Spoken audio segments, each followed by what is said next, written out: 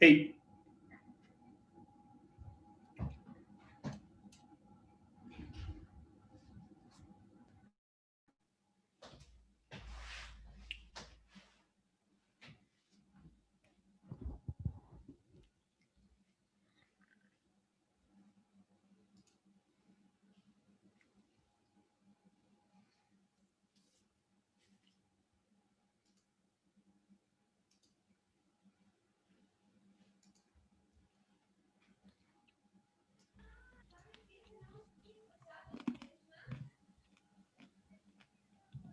Hey there.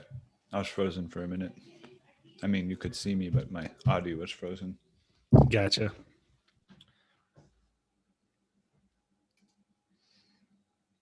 So you just want to have a conversation with them and then figure out what the idea is going to be, or kick them to the curb, basically? Yeah, I'd say we treat it like our 15-minute pre-interview, because even if we decided to do an inside the business type episode, I'd want to do some more research around what his company is doing and what that's all about. So I think that that's one of the key things Cortland stressed is just doing research beforehand and coming informed, and can't really do that if we don't know what we're going to be talking about. Yeah. Yeah, Ari did say that she sent him an email also explaining the concept and asking for asking him to refill out that form. Okay. So if he did, then we'll just have a quick chat and then go look at it, I guess. Yeah. Well, he didn't, but I think it'd be good if. Well, I was debating on having a virtual assistant stay on top of things like this. Might make sense for Ari to do, but just it'd be nice if we knew that X number of days beforehand we had the information ready for us to review, and we didn't have to go chase everyone down. Right. Yeah, we could potentially have someone do it. Dude, I've just dropped like 7 almonds in the past 5 minutes. And like, for some reason, the way I hold almonds, they just like drop out of my hand. So frustrating. Got like a hardwood floor they blend right into.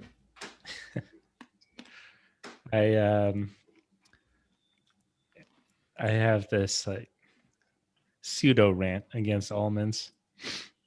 Really? I eat so many almonds. Dude, I'm made of almonds. I eat way too many almonds. I'm a big fan of almond butter, but I think Yeah. almonds are the peanuts of the deluxe nut world. The peanuts of the deluxe nut world, huh? Yeah. Interesting. What are the peanut? Our peanuts are they're just like peanuts, huh? Yeah, they're just, ubiquitous. They're overrated. They're filler. Yeah. Yeah. Poor peanuts. Poor peanuts. Little peanuts. Did I tell you about my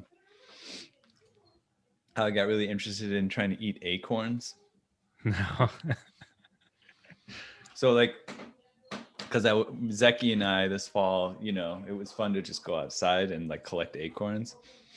And then I started getting really interested in the actual nut, and I would like crack them open and be like, oh yeah, what's inside of an acorn? And I was like, oh yeah, it kind of just looks like a chestnut inside, maybe you could eat it. So I started looking it up, and there's all kinds of different acorns, and some are not really edible. They're just way too bitter, but some are edible. And you can make acorn butter, you can make acorn flour. I'm disappointed that it didn't seem like any of my local acorns fit the bill. But for some reason I got like incredibly excited about acorns and eating acorns Yeah, I was going to this ask year. why. What triggered this for you? I think it was just because we would. It was a fun thing to do to collect them with my son, you know, and I think it just triggered my biology nerd side or something because I loved opening them up and seeing what was inside, and then I liked there were different types of acorns around, so I liked seeing how there was a variety of acorns. Even two trees that looked the same would have acorns that seemed different, more different than I would have expected from the trees looking the same. Yeah, I just became fascinated with them. Have you ever read Richard Feynman's biography? Um, Surely you must be joking, Mr. Mr. Feynman. Feynman. Yeah. Yeah, definitely. Yeah. He does It that. You seems think like, about that ant experiment that he yeah, does. exactly. That's what it reminded me of. Yeah. It Yeah, seems like you would like him. I love Richard Feynman. Yeah, I actually that he was kind of one of my role models when I started getting into the science stuff like that. Reading his books and Carl Sagan. I'm reading this book right now by I think his name is Frank Wilczek. He's a Nobel-winning particle physicist, Okay. and that's really interesting. It's called Beautiful Question, and he's talking about just like the structure of the universe and what kind of beauty is there, what kind of symmetry is there, um, and I don't know. It's got a similar feel to it, like exploring these things, just like being fascinated with the beauty of them. And It seems almost indulgent for me to spend time thinking about that kind of stuff. I used to go on How Stuff Works all the time and try and understand all these different things. And now I just don't do that anymore. That seems like it would be a chore given everything else going on. And that probably is more a reflection of I'm trying to do too many things at the same time than it is like, I don't know, some necessity of growing up. You know, if people like Richard Feynman can have that approach to life of just curiously watching ants or learning how to pick locks or whatever else that he does, then and there's no reason that I can't either. I read this biography by Jim Thorpe, autobiography. He is he's one of the most successful hedge fund managers of all time. oh, is that the one with the poker playing? Yeah, blackjack. I got that. I didn't get to really read it, but I got out of the library and I read like Yeah, a few it's pages. blackjack. He pioneered card counting for the most part. But one of the things that struck me is how much time he spent on just these ludicrous projects that seemingly would have very little yield. He would spend 20 hours a week, like while he had two young kids at home, and he spent 20 hours a week going to Claude Shannon's house and measuring perturbances in roulette wheels. Something that's just so like maybe best case scenario, you make a shit ton of money because you find like a 1% edge in roulette. Is that really provide a lot of meaning to your life? Is that worth not spending that time with your family? I can't imagine. Katie would be so pissed at me if I went to go do that and said that that's how I wanted to spend my time rather than watching Rowan in the nights and weekends. Yeah, I mean, I wouldn't want to do that either, but it's maybe there's something to being willing to do things that might be low yield. Maybe that's just a necessity of ultimately doing some things that are high yield. Yeah, well, and for every person that spent hours screwing with a roulette wheel and made money off of it, there's probably 75 that didn't. Yeah, fair enough. Yeah, that's I mean, I don't know. Yeah, winners, selection bias. Yeah. Yeah, but I think also it's a matter of, I've been thinking about this a lot lately, especially because my dad died. It's just like, it's just a matter of what you want to do with your life. You got one life, you can do what you want with it. You know, you Yeah. can try to make a lot of money, you can try to be famous, you can, you know, try to live on in some, you know, posterity in some way. You can live a hedonist thing, you know. God, we got so many options. It's really weird to me. Like I'm especially, I think since I had a kid, I think just like I feel like I'm presented with life like it's this, like somebody put me here and they're like fucking with me. Yeah. That's the way life feels to me. It's like, am I fucking with me or whatever? Just like giving me something, like it's just weird. The whole life thing, it's weird. I'm just struck by how weird it is. Yeah, it is weird. There's a have you ever heard of Landmark? Yeah, Landmark courses? I did the forum and I did the Advanced course too? uh is it the next weekend thing? Yeah. Yeah, I did those Yeah, I too. did both as well. And it I was thinking about this yesterday. The I would distill that course into the one lesson where they talk about life is empty and meaningless. Uh-huh, And right. that's just like that's it, I mean, it's just a quick reminder for everything in the course. And I I feel like it's extremely fortunate. If right now is the only time you snap out of it, you wake up, you realize that this is all that you have, and then I look ahead, I'm like, hopefully, I have another 60 years or something like that. That's incredible to have that realization at this age and have all that time ahead of you when so many people just go through life on autopilot and end up regretting so much. Not that I won't have some regrets, but Right. it's nice to have a chance to address them up front. Right, totally. Yeah, it's but yeah, it's definitely feels like it's like you got choice. You gotta, there's like choices you have to make and then you have to deal with them. And then and I don't know. I'm always struck by the difference between the things that interest me and what interests other people. You know, Hmm. like, and I think I just realized more and more everybody has their own little life, and like they get to make it whatever they want, and it can, you know, they can decide not to make their own choices. You know what I mean? They can decide not to do Landmark. They can decide, you know, that they want it to feel like it's just, you just do what you do and Yeah. what everybody else is doing, you know. That brings about a little bit of sadness for me.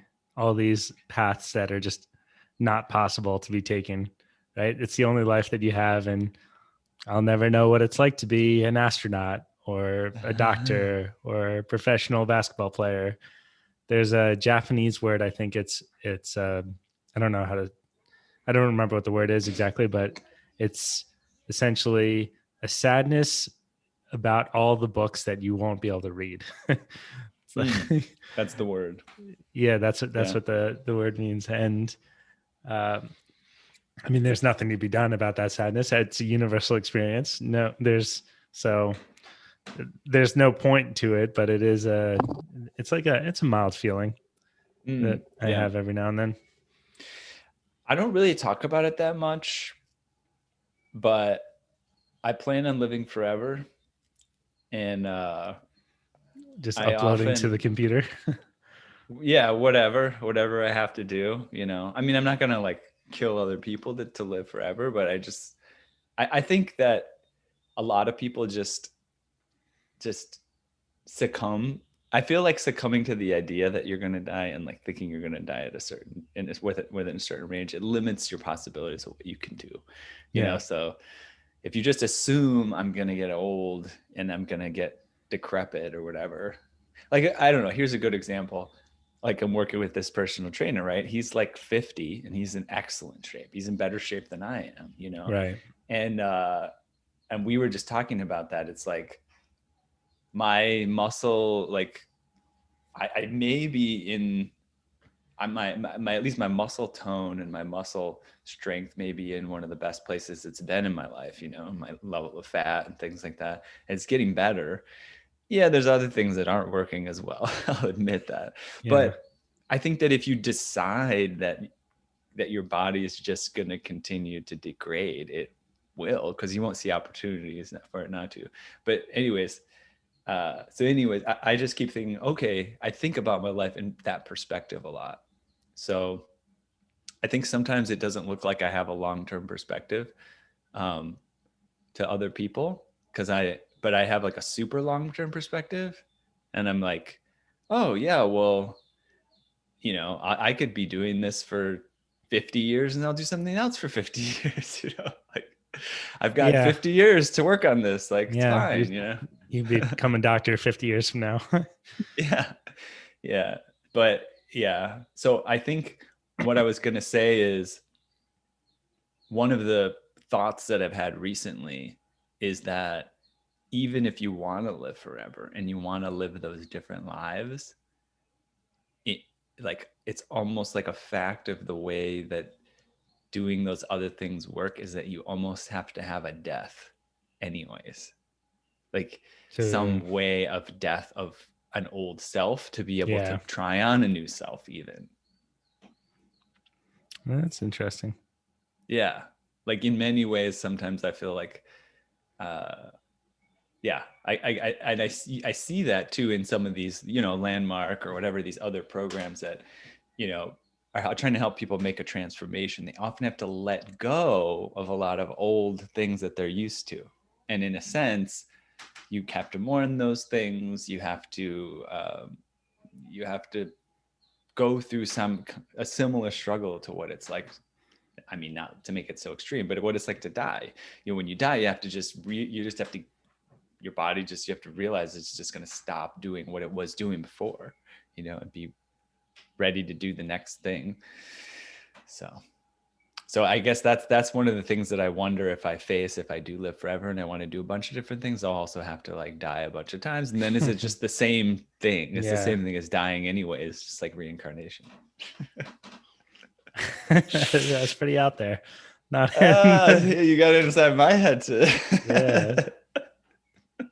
That's interesting.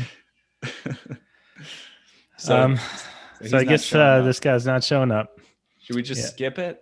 Yeah. Or should we just decide not even to have him on, even if he comes back and says, Yeah, I probably would not. If he emailed an apology, then potentially, but um, otherwise, I probably just wouldn't follow up.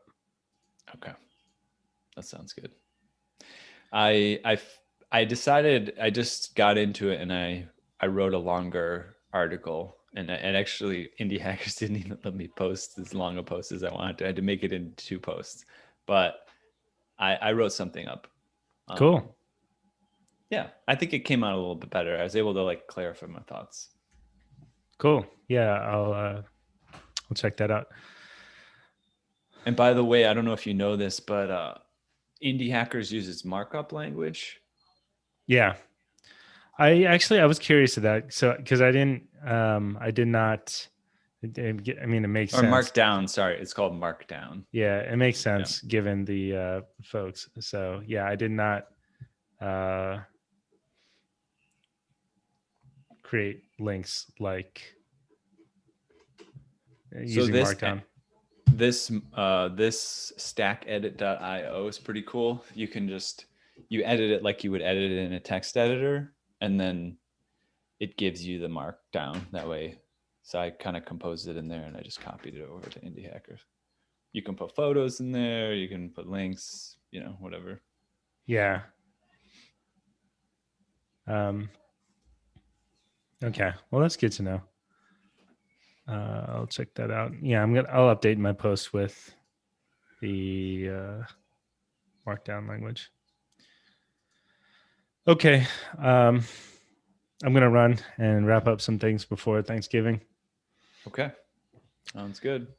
Okay. Enjoy the So we'll holiday, see and you I'll catch after you. Thanksgiving. Yeah, Okay. sounds good. See you.